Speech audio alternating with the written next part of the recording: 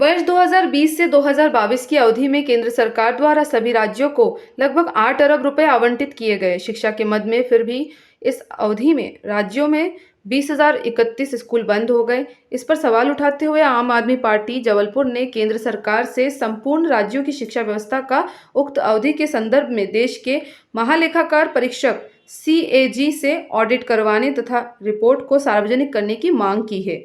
मनीष शर्मा, अध्यक्ष जबलपुर लोकसभा आप ने बताया कि लोकसभा में उपरोक्त जानकारी प्रदान की गई है, जिनके आंकड़ों से यह मामला उजागर हुआ है। केंद्र सरकार द्वारा विगत 3 वर्षों में सभी राज्यों को 7 खरब 16 अरब 18 करोड़ रुपए वर्ष 2020 में, 27,75,852.18 लाख रुपए वर्ष 2021 में, 24,87,138.48 लाख रुपए तथा वर्ष 2022 में 18,91,722.68 लाख रुपए शिक्षा की स्थिति सुधारने के लिए सर्व शिक्षा अभियान के तहत राज्यों को आवंटित किए हैं। परंतु इसके पश्चात भी राज्यों में 20,031 स्कूल उक्त अवधि में बंद हो गए। वहीं 18,09,000 शिक्षक भी घट गए। इतना ही नहीं, इस अवधि में लाखों विद्यार्थियों द्वारा स्कूल छोड़ दिया गया।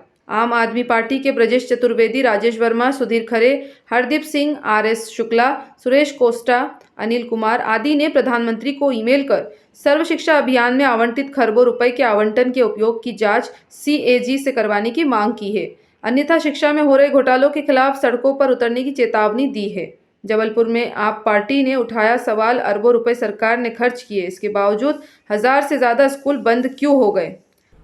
पूरे देश में वर्ष 2020 से लेकर 22 के मध्य 20,031 स्कूल बंद हो गए।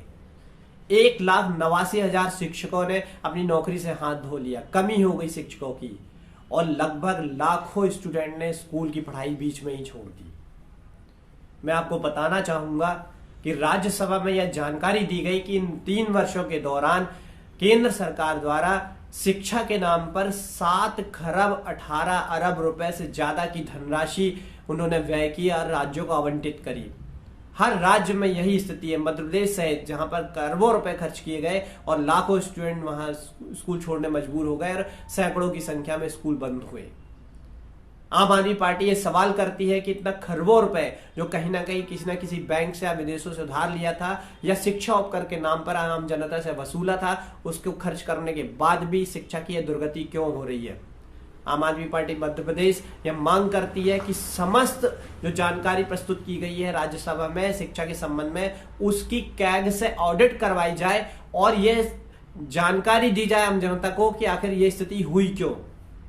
अरबों रुपए खरबों रुपए खर्च करने के बाद शिक्षा की दुर्दशा कहीं ना कहीं सोचनी है और जो शिक्षा व्यवस्था चल रही है उस पर फिर से प्रश्न चिन्ह लगाती है।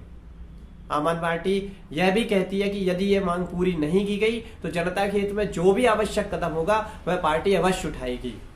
मैं मनीष शर्मा, अध्यक्ष जबलपुर लोकसभा, आम आदमी पार्टी। जबलपुर से आशीष बात्रे की रिपोर्ट।